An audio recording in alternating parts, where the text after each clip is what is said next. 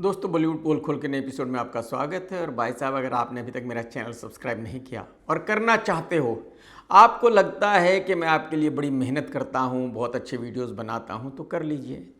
नहीं करना चाहते तो कोई प्रॉब्लम नहीं है, लेकिन अगर आप घंटी दबा देंगे तो भाई साहब जब मैं नया वीडियो पोस्ट करूँगा आपको फ़ौरन ही नोटिफिकेशन मिल जाएगा, आप फ़ौरन ही मोर की तरह नाचने लगोगे और वीडियो देखोगे। आज सैटरडे को मैं ये वीडियो रिकॉर्ड कर रहा हूँ। फ्राइडे को 5 हिंदी फिल्में रिलीज हुई। कितनी भाई साहब? 5। एक हमारे दोस्त डायरेक्टर हैं उमेश शुक्ला जी, उनकी 2 फिल्में रिलीज हुई कल सिंगल फ्राइडे को। यह शायद बॉलीवुड के इतिहास में पहली दफा हुआ है कि किसी डायरेक्टर की 2 नई फिल्में एक ही दिन रिलीज हुई हों। एक फिल्म का नाम है हीर एक्सप्रेस, दूसरी फिल्म का नाम है एक चतुरनार। दोनों ही फिल्में जिन सिनेमा घरों पर लगी वहां पर भाई साहब दंगे हो गए। पुलिस को बुलाना पड़ा पब्लिक को कंट्रोल करने के लिए, क्योंकि पब्लिक ये कह रही थी कि अगर ये फिल्में हमने ना देखी तो लानत है हमारी जिंदगी पर, क्योंकि इन फिल्मों में जो एक्टर हैं वो बॉलीवुड के सबसे बड़े सुपरस्टार हैं। कमाल के लोग हैं भाई साहब। हीर एक्सप्रेस का पहले दिन का बिजनेस हुआ तकरीबन 2 लाख रुपए और एक चतुरनार का पहले दिन का बिजनेस हुआ 60 लाख, यानी कि दोनों ही फिल्में सुपर डुपर डिसास्टर हो गई। तो उमेश शुक्ला भाई ने एक ऐसा रिकॉर्ड बना दिया है बॉलीवुड में जो अगले 100 साल में कोई भी डायरेक्टर तोड़ नहीं पाएगा। कोई भी डायरेक्टर अपनी 2 फिल्में एक ही फ्राइडे को रिलीज नहीं कर पाएगा, और अगर किसी ने एक ही फ्राइडे को 2 फिल्में रिलीज कर भी दी तो दोनों ही सुपर डुपर डिसास्टर नहीं होंगी। कहने का मतलब यह है कि उमेश भाई का यह रिकॉर्ड अगले 100 इयर्स तक कोई नहीं तोड़ पाएगा। अच्छा, कल एक और फिल्म भी रिलीज हुई जिसका नाम है लव इन वियतनाम। इस फिल्म की हीरोइन पता है कौन है?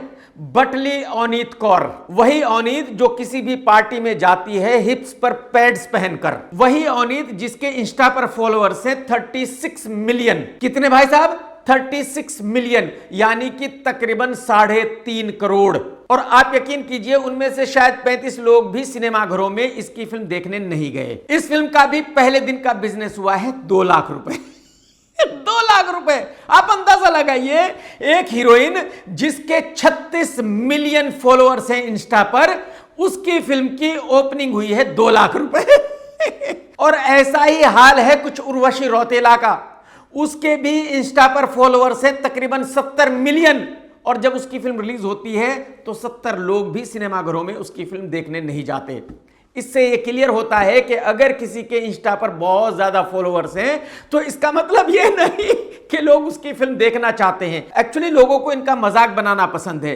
इनके ड्रामे की वजह से इनको फॉलो कर रहे हैं। इनको इसलिए फॉलो नहीं कर रहे हैं कि उनको इनकी फिल्में देखनी है। कल एक तेलुगु फिल्म भी रिलीज हुई है जिसका नाम है मिराई, और इस फिल्म ने तेलुगु में 12 करोड़ की ओपनिंग ली है, जो बहुत ही बढ़िया ओपनिंग है। इस फिल्म ने हिंदी में भी तकरीबन 2 करोड़ रुपए से ज्यादा की ओपनिंग ली है। हिंदी में इसको डब करके रिलीज किया गया है, यानी कि जो हिंदी फिल्में रिलीज हुई हैं उनसे ज्यादा उस फिल्म ने बिजनेस किया है जो हिंदी फिल्म है ही नहीं, जिसको हिंदी में डब करके रिलीज किया गया है। इन शॉर्ट कहने का मतलब यह है कि कल जितनी भी हिंदी फिल्में रिलीज हुई हैं वो सब की सब डिसास्टर हो गई है पहले ही दिन, यानी कि बॉलीवुड का तकरीबन 100 करोड़ रुपए गटर में चला गया है। आमिर खान के बावले गेंडे जैसे दिखने वाले जुनैद की एक फिल्म आ रही है और आमिर ने इस फिल्म का नया नामकरण किया है मेरे हो। इस फिल्म की हीरोइन है तेलुगु फिल्मों की एक्ट्रेस साई पल्लवी। भाई साहब, इस लड़की की शक्ल ऐसी है कि इसकी शक्ल पर देखा नहीं जाता।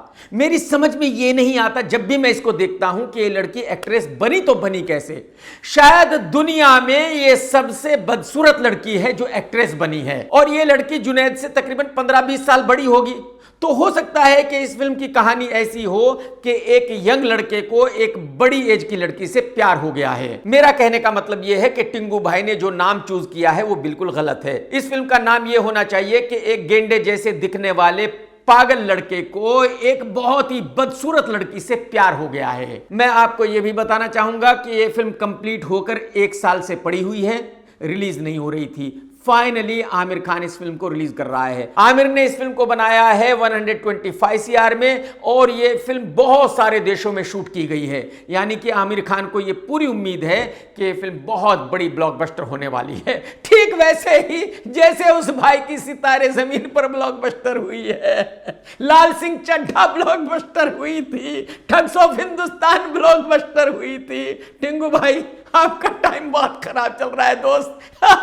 इस वक्त में इस फिल्म को रिलीज ना करो, डिजास्टर हो जाएगी, गारंटी से कह सकता हूं। आजकल बहुत सारे एक्टर अदालत जा रहे हैं और वहां से अदालत से एक जजमेंट ले रहे हैं कि उनके नाम को कोई भी कहीं यूज नहीं कर सकता, उनकी पर्सनालिटी को कोई भी कहीं यूज नहीं कर सकता। जैसे कि कपिल शर्मा शो में होता है, आप देखते ही हैं, कोई धर्मजी बनकर आ जाता है, कोई जैकी बनकर आ जाता है, कोई जितेंद्र बनकर आ जाता है। तो जिन एक्टरों ने अपने पर्सनालिटी राइट्स को प्रोटेक्ट कराया है अदालत से, उनकी नकल कोई भी इस तरह से नहीं कर सकता। और ऐसा ही कुछ अभिषेक बच्चन और ऐश्वर्या ने कराया है।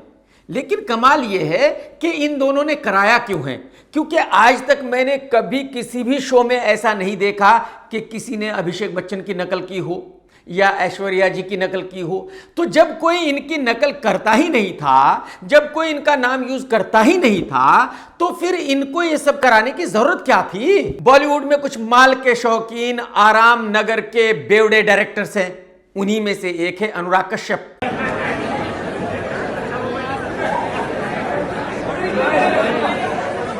अब अनुराग कश्यप ने एक वीडियो रिलीज किया है अपनी ट्रेनर के साथ, वो योगा कर रहा है, जरा आप भी देख लो।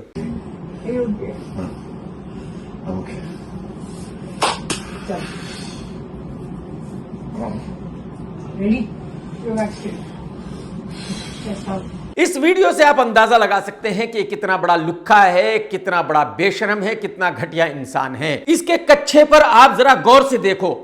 और मुझे इसमें कोई प्रॉब्लम नहीं है अगर अपने घर पर यह सब कर रहा था, लेकिन आप वीडियो तो रिलीज मत कीजिए ना भाई। अपने घर पर आप कुछ भी कीजिए, नंगे नहाइए, नंगे कूदिए, नंगे डांस करिए, लेकिन वो वीडियो आप पब्लिक के लिए सोशल मीडिया पर मत डालिए। लेकिन जैसे कि मैंने बताया कि यह आदमी इंतहाई बेशरम है। इसकी बेटी ने तकरीबन 16-17 साल की एज में इससे पूछा था एक पॉडकास्ट में कि मेरा एक बॉयफ्रेंड है, अगर मैं शादी से पहले प्रेग्नेंट हो गई तो आपका रिएक्शन डैडी क्या होगा। और इसने बाकायदा अपना रिएक्शन बताया था। इसने कहा था कि कोई प्रॉब्लम नहीं है, अगर हो गई तो हो गई। इससे आप अंदाजा लगा सकते हो कि कितना घटिया आदमी है, कितना बड़ा बेशरम आदमी है, कितना लुच्चा आदमी है। और यह लुच्चागिरी अभी भी इसकी चालू है, बुढ़ापे तक, मरने तक इसकी लुच्चागिरी चालू रहेगी। पंजाब में बाढ़ आई है, बहुत लोग घर से बेघर हो गए हैं, बहुत लोगों की पूरी खेती तबाह हो गई है, और ऐसे में बहुत लोग हैं जो पंजाब के लोगों की मदद कर रहे हैं। अब SRK साहब ने 1500 गांव को गोद लिया है। SRK साहब 1500 गांव में रहने वाले लोगों की देखभाल करेंगे। पंजाबी फिल्मों के सुपरस्टार एमी विर्क ने 200 फैमिलीज को गोद लिया था और SRK ने 1500 गांव को गोद लिया है। आप अंदाजा लगा सकते हैं कि एक गांव में कितनी फैमिलीज हो सकती हैं। भाई किसी भी गांव में 200 फैमिलीज से कम तो हो ही नहीं सकती, यानी कि 3000 से 4000 फैमिलीज को गोद लिया है SRK ने। उन सभी फैमिलीज की देखभाल करेंगे SRK साहब। और यह पहली दफा नहीं है जब SRK ने इतना बड़ा काम किया है।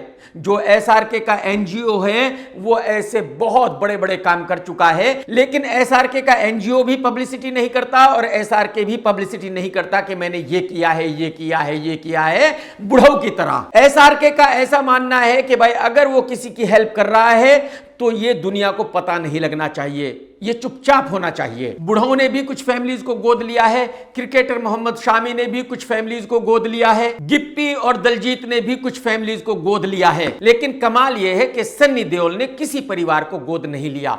वही सन्नी देओल जो पंजाब से है, वही सन्नी देओल जो MP भी पंजाब से ही था। शाहरुख, सलमान और समी अहमद बाढ़ पीड़ितों की मदद कर रहे हैं। सनी देओल दिखाई नहीं दे रहा है। 2.5 किलो हाथ, 2.5 किलो का हाथ आज जब मदद करने के काम में नहीं गया तो क्या पिछवाड़ा धोने के काम में आएगा। मैं सनी देओल से आज पूछना चाहता हूँ, वो कहते हैं ये 2.5 किलो का हाथ जो है लगता नहीं आदमी उठ जाता है। देखिए सनी देओल के इलाके में बाढ़ आई है, बीजेपी के सांसद रहे हैं गुरदासपुर से, आज वहां पर किसी की ये मदद करने के लिए इनका हाथ आज आगे नहीं बढ़ रहा है।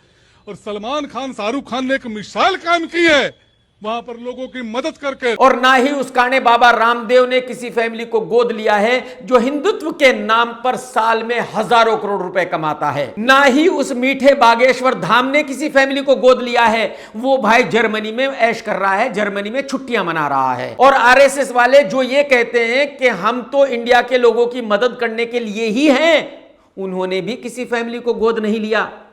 उनकी टीम भी पंजाब में नहीं पहुंची, वो भी किसी की हेल्प नहीं कर रहे हैं। पंजाब में मदद कौन कर रहा है? मदरसे मदद कर रहे हैं, मौलवी लोग मदद कर रहे हैं, कहाँ है संघ के लोग, कहाँ है इस देश का सबसे बड़ा तथाकथित हिंदू संगठन?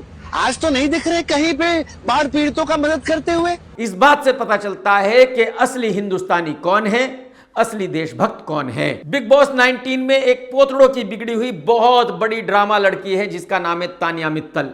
ये ग्वालियर से है और डेली कोई ना कोई ऐसी बात करती रहती है बिग बॉस में जिस पर हंगामा होता रहता है।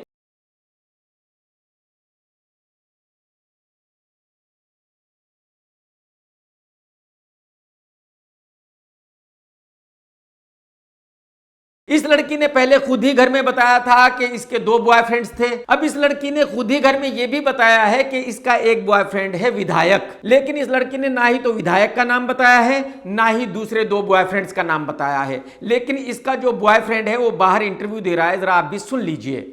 उन्होंने 2 ब्रेकअप की बात भी की। उस ब्रेकअप में एक को उसने प्लॉट दिया, एक को गाड़ी दी, जो ब्रेकअप के बाद उसने कभी वापस भी नहीं ली। हाँ, ये तो बहुत बड़ी बात है। कहीं मेरे पास जो गाड़ी की उसकी दी हुई तो नहीं है, पता लगाइए जरा। तो आप जब तानिया मित्तल के इस एक्स बॉयफ्रेंड से पूछा गया कि क्या आप उन दोनों बॉयफ्रेंड्स में से एक हो जिनको तानिया ने प्लॉट दिया था और कार दी थी, तो इसने कहा कि भाई मैं उन दोनों में से एक नहीं हूं, वो कोई और हैं। इस लड़के ने यह भी बताया कि तानिया मित्तल के 15-20 बॉयफ्रेंड रह चुके हैं, ये अकेला नहीं है। और बात यहीं खत्म नहीं हो जाती भाई साहब, एक छोटी सी बच्ची भी इसका मजाक उड़ा रही है, आप देख लीजिए।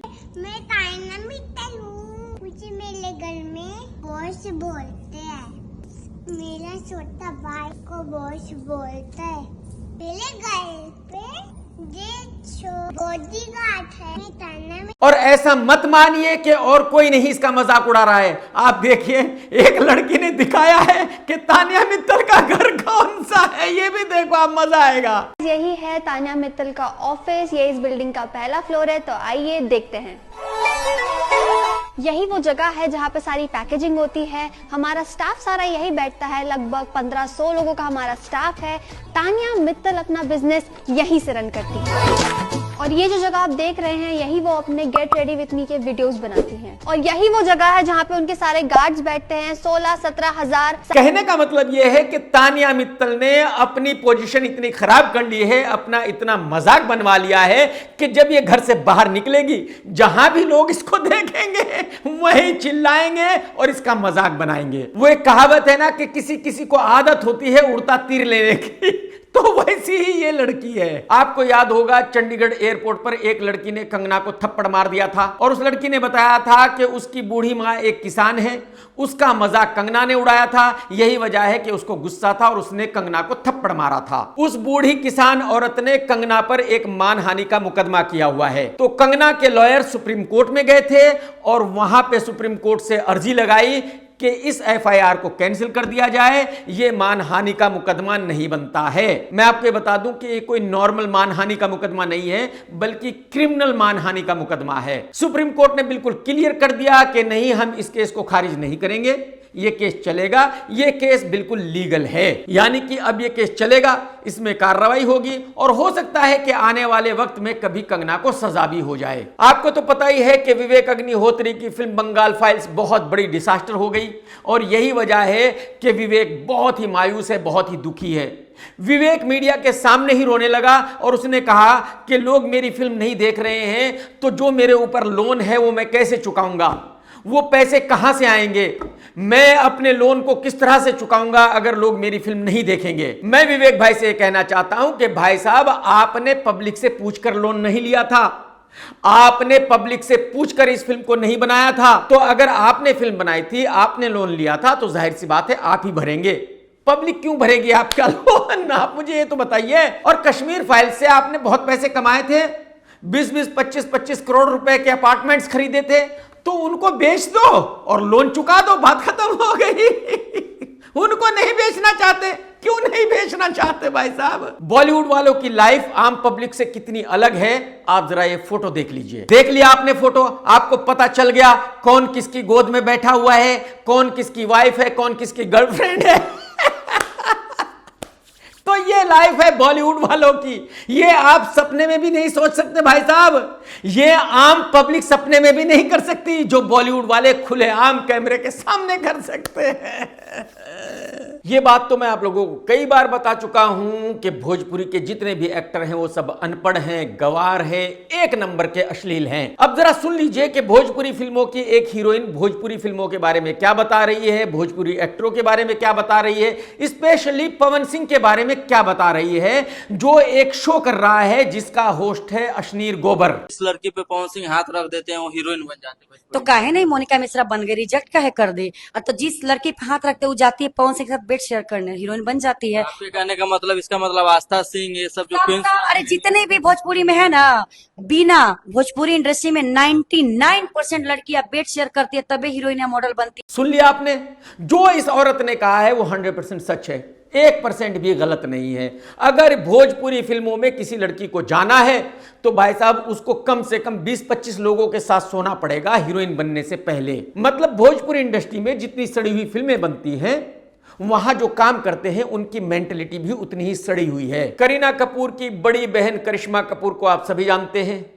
उसने एक बहुत बड़े बिजनेसमैन से शादी की थी जिसका नाम था संजय, जिसकी मौत हो चुकी है कुछ दिनों पहले। करिश्मा कपूर से डिवोर्स होने के बाद संजय ने एक और लड़की से शादी की थी जिसका नाम है प्रिया सचदेव। संजय अपने पीछे तकरीबन 3000 करोड़ रुपए की संपत्ति छोड़कर गया है और उस पूरी संपत्ति पर कब्जा है प्रिया सचदेव का। प्रिया सचदेव ने सिर्फ 1900 करोड़ रुपए देने के लिए हामी भरी है करिश्मा के 2 बच्चों को। प्रिया सचदेव का भी संजय से एक बच्चा है, यानी प्रिया सचदेव का ऐसा मानना है कि 1900 करोड़ रुपए करिश्मा कपूर के 2 बच्चों के लिए और तकरीबन 28,000 करोड़ रुपए उसके बच्चे के लिए। तो अब करिश्मा कपूर और उसके वकील ने अदालत में यही पूछा है कि भाई ये कैसा इंसाफ है कि करिश्मा कपूर के 2 बच्चों के लिए सिर्फ तकरीबन 2,000 करोड़ रुपए और प्रिया के एक बच्चे के लिए तकरीबन 28,000 करोड़ रुपए।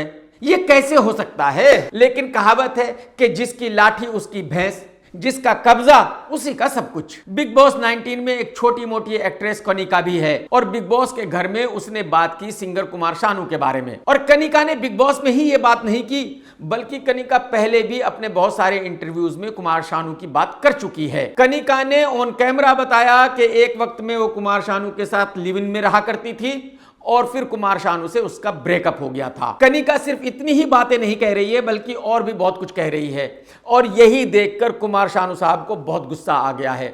कुमार शानू ने कहा है कि या तो अब आप चुप हो जाइए, नहीं तो फिर मैं अपना मुंह खोलूंगा और जब मैं बोलना शुरू करूंगा, जब मैं सच्चाई बताऊंगा तो फिर आपसे बर्दाश्त नहीं होगा। इस बात से ये तो क्लियर हो जाता है कि हाँ, ये दोनों बॉयफ्रेंड गर्लफ्रेंड थे, हाँ ये दोनों एक साथ लिव इन में रहा करते थे। इससे यह भी क्लियर हो जाता है कि ये एक दूसरे के बारे में बहुत कुछ जानते हैं।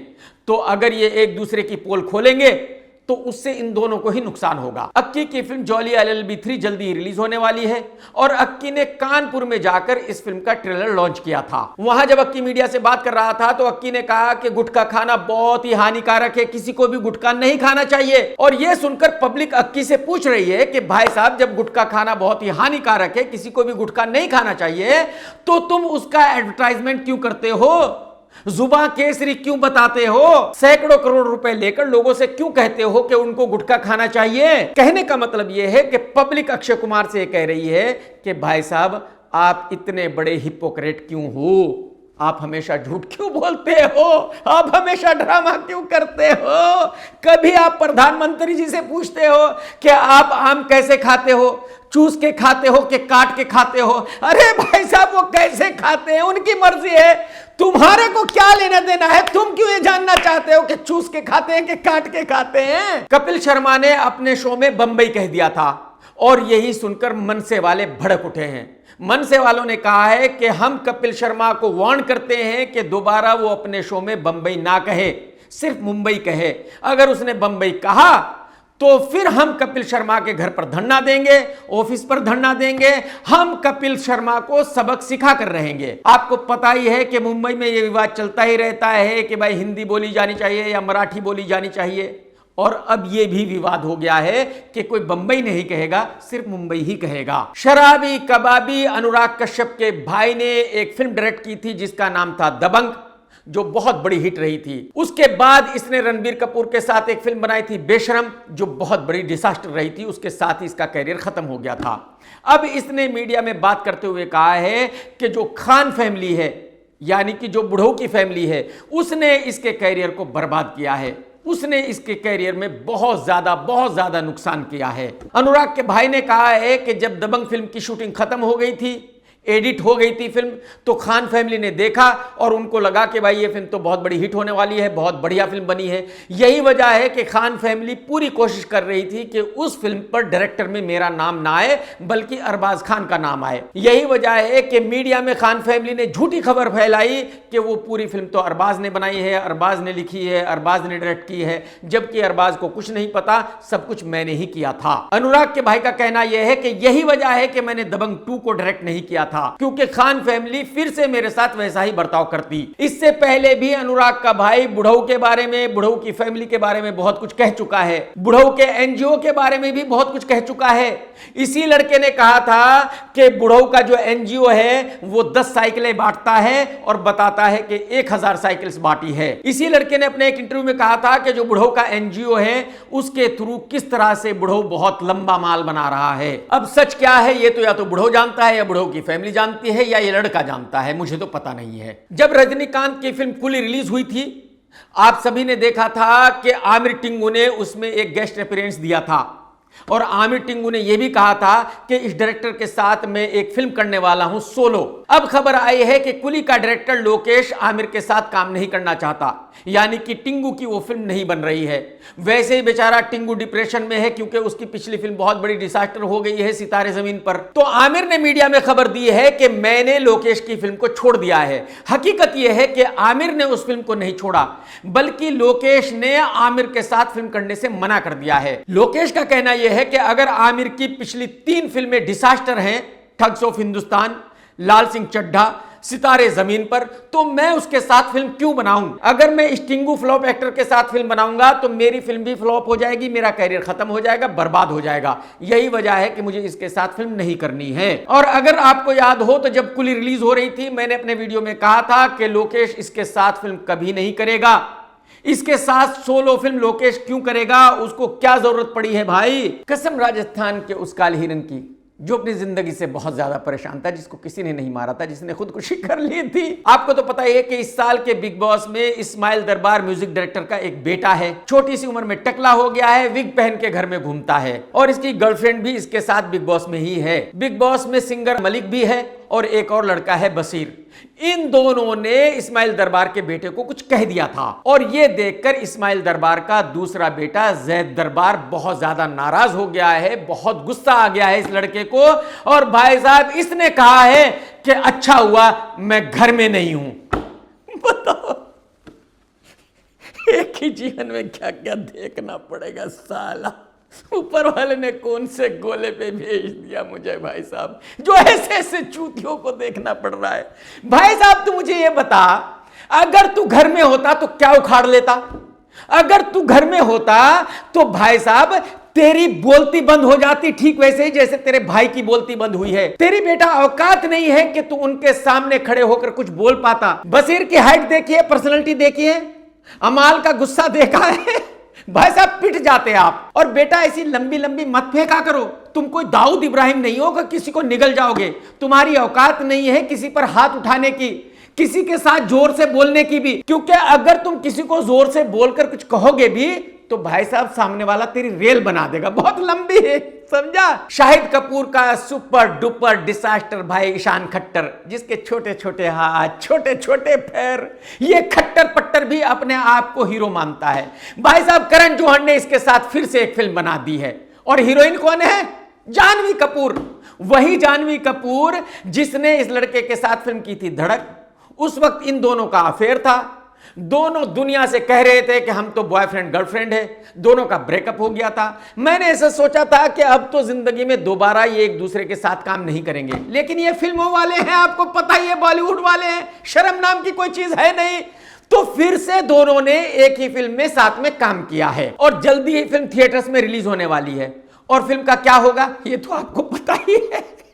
सुपर डुपर डिजास्टर होनी है, क्योंकि जो ईशान खट्टर के पड़ोसी है वो भी नहीं जानते कि एक खट्टर पट्टर हीरो है। भाई साहब, शाहिद कपूर का ऑफिस बॉय, सिक्योरिटी गार्ड, नाई, धोबी, कसाई, हलवाई, ड्राइवर भी इसकी फिल्म नहीं देखता। शाहिद कपूर की वाइफ भी इसकी फिल्म नहीं देखती। पब्लिक की तो बात ही छोड़ दीजिए। लेकिन कमाल है करण भाई के, जिसने अपने पैसे बर्बाद किए और इस लुक्के के साथ फिल्म बनाई। दिशा पता नहीं बरेली से है। दिशा के पेरेंट्स और उसकी बहन बरेली में ही रहते हैं। कल उसके घर के सामने ताबड़तोड़ गोलियां चली।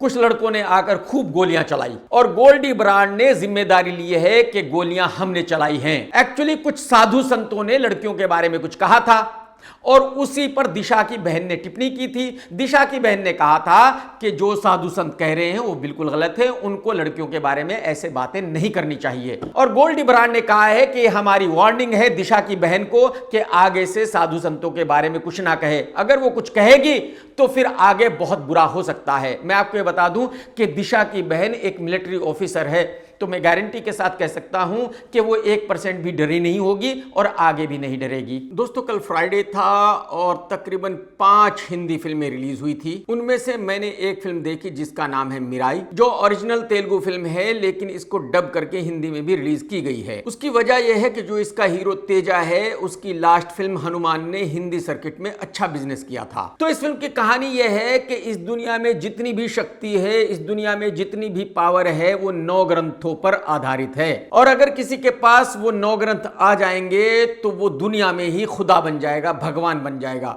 फिर वो जो चाहे वो कर सकता है, उसके पास इतनी पावर आ जाएगी। इस फिल्म का नाम मिराई इसलिए रखा गया है कि इस फिल्म में दिखाया गया है कि एक हथियार है जो अचूक है और उसका नाम है मिराई, और जो इस फिल्म का हीरो है उसको वही हथियार हासिल करना है। अगर आपको याद हो तो ब्रह्मास्त्र का नाम भी हथियार के नाम पर ही था। हीरो को ब्रह्मास्त्र हासिल करना होता है। श्रेया शरण ने इस फिल्म में एक बहुत ही इंपॉर्टेंट भूमिका निभाई है। श्रेया के पास पावर है फ्यूचर देखने की, तो श्रेया फ्यूचर देख लेती है कि एक विलन आएगा जो 9 ग्रंथ हासिल कर लेगा, उसके बाद वो खुद भगवान बन जाएगा और पूरी दुनिया में तबाही आ जाएगी। तो उस विलन को रोकने के लिए सिर्फ एक ही उपाय है कि जो श्रेया का बच्चा पैदा हुआ है वो उसको त्याग दे, वो उस बच्चे को साधु संतों के हवाले कर दे। वो बच्चा साधु संतों के साथ बड़ा होगा और तब कहीं जाकर वो विलन को 9वां ग्रंथ हासिल करने से रोकेगा। तो अब ये जानने के लिए आपको फिल्म देखनी होगी कि जो फिल्म का हीरो तेजा है वो मिराई हासिल कर पाता है या नहीं, वो उस विलन को 9वां ग्रंथ हासिल करने से रोक पाता है या नहीं। ये एक माइथोलॉजिकल फिल्म है, तो इस फिल्म का स्क्रीन प्ले वैसा ही है जैसा माइथोलॉजिकल फिल्मों का होता है। यानी कि जो कुछ भी इस फिल्म में दिखाया गया है वो सब वो है जो अब से हजारों साल पहले हो चुका है। फिल्म के डायलॉग्स भी अच्छे हैं और एकदम शुद्ध हिंदी में हैं, जैसे होने चाहिए। किसी भी माइथोलॉजिकल फिल्म के डायलॉग्स ऐसे ही होने चाहिए। ब्रह्मास्त्र के भी डायलॉग्स ऐसे ही थे। जहां रणबीर आलिया की फिल्म ब्रह्मास्त्र में म्यूजिक था, वहां इस फिल्म में म्यूजिक नहीं है, इस फिल्म में गाने नहीं हैं, इस फिल्म में रोमांस नहीं है। फिल्म का एक्शन बढ़िया है और बहुत बड़े स्केल पर शूट किया गया है, देखने में अच्छा लगता है। इस फिल्म के 2 डायरेक्टर हैं, कार्तिक और अनिल। कार्तिक ने इस फिल्म की कहानी भी लिखी है। फिल्म को देखने से पता चलता है कि ये दोनों ही डायरेक्टर्स टेक्निकली स्ट्रांग हैं, टेक्निकल चीजें इनको बहुत ज्यादा पता है, लेकिन शायद कहानी कहना उतना ज्यादा अच्छा इनको नहीं आता। जैसे कि मैं आपको बता चुका हूं कि एक माइथोलॉजिकल फिल्म है और ऐसी फिल्म छोटे स्केल पर बन नहीं सकती, तो जाहिर सी बात है फिल्म को बड़े स्केल पर बनाया गया है।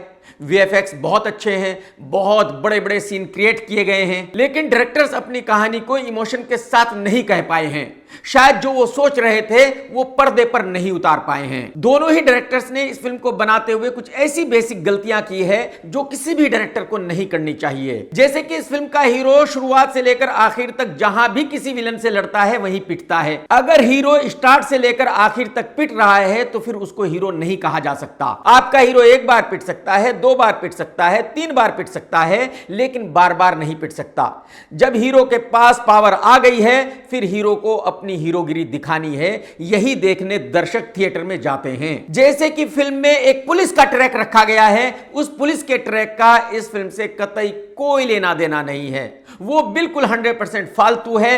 एक्चुअली वो पूरा ट्रैक इस फिल्म से निकाल देना चाहिए। दोनों ही डायरेक्टर्स की सबसे बड़ी गलती यह थी कि जब वो फर्स्ट पार्ट बना रहे थे तो सेकंड पार्ट के बारे में सोच रहे थे। उनको पूरा यकीन था कि ये फिल्म बहुत बड़ी हिट होगी और पार्ट 2 बनेगी। हालांकि किसी भी डायरेक्टर को पार्ट 1 बनाते हुए पार्ट 2 के बारे में कभी नहीं सोचना चाहिए। उसको अपना पूरा फोकस पार्ट 1 पर करना चाहिए। तो डायरेक्टर्स ने पार्ट 2 बनाने के लिए कुछ ऐसी गलतियां की है जो नहीं करनी चाहिए थी। अगर एक्टिंग की बात करूं तो फिल्म के हीरो तेजा ने बहुत बढ़िया एक्टिंग की है। वो अपने रोल में बहुत अच्छा लगा है।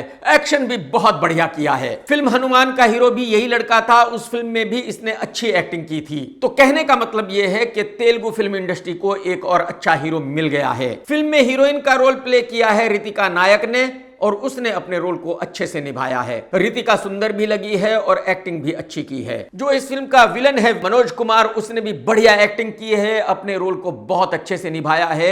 बहुत ही इंप्रेसिव लगता है। श्रेया ने फिल्म में हीरो की मदर की भूमिका निभाई है और श्रेया का रोल बहुत ही स्ट्रांग है। श्रेया ने एक्टिंग भी बहुत ही कमाल की है। बाकी एक्टरों ने भी अपने छोटे छोटे रोल्स को अच्छे से निभाया है। यानी कि सभी लोगों ने बढ़िया एक्टिंग की है। जैसे कि मैं आपको बता चुका हूं कि एक माइथोलॉजिकल फिल्म है। तो अगर आप धर्म में विश्वास रखते हैं, अगर आप रामायण पर विश्वास रखते हैं, अगर आपको यकीन है कि हां भगवान राम जी थे, हां 9 ग्रंथ में पूरी दुनिया की पावर छुपी हुई है, अगर किसी को भी वो 9 ग्रंथ मिल जाएंगे तो वो दुनिया में ही भगवान बन जाएगा, अगर आपको भरोसा है कि हां इस पूरी दुनिया का रहस्य 9 ग्रंथों में ही छुपा हुआ है, तो फिर ये फिल्म आपके लिए है। आप जब इस फिल्म को देखेंगे तो आप रोमांचित भी होंगे और आपको फिल्म पसंद भी आएगी। लेकिन अगर आप मेरी तरह नास्तिक हैं और आपको लगता है कि धर्म वगैरह कुछ नहीं है, रामायण वगैरह कुछ नहीं है, महाभारत वगैरह कुछ नहीं है, सब काल्पनिक है, तो फिर शायद ये फिल्म आपको पसंद नहीं आएगी। तो कहने का मतलब ये है कि ये फिल्म पूरी तरह धार्मिक है, धर्म पर आधारित है। अगर आपका भरोसा धर्म में है, वेदों पर है, तो फिर जाएं और इस फिल्म को देखें, आपको यह फिल्म पसंद आएगी। और अगर आप नास्तिक हैं लेकिन फिर भी धर्म के बारे में जानना चाहते हैं, वेदों के बारे में जानना चाहते हैं, ग्रंथों के बारे में जानना चाहते हैं, हजारों साल पहले दुनिया में क्या हुआ था ये जानना चाहते हैं, तब भी आप ट्राई कर सकते हैं, फिल्म देख सकते हैं। अगर आपने ये रिव्यू देखा है तो लाइक करना बिल्कुल मत भूलना। कमेंट्स करके जरूर बताना कि रिव्यू आपको कैसा लगा। टेक केयर दोस्तों, ta-ta bye bye, love you, जय हिंद। सत्यमेव जयते।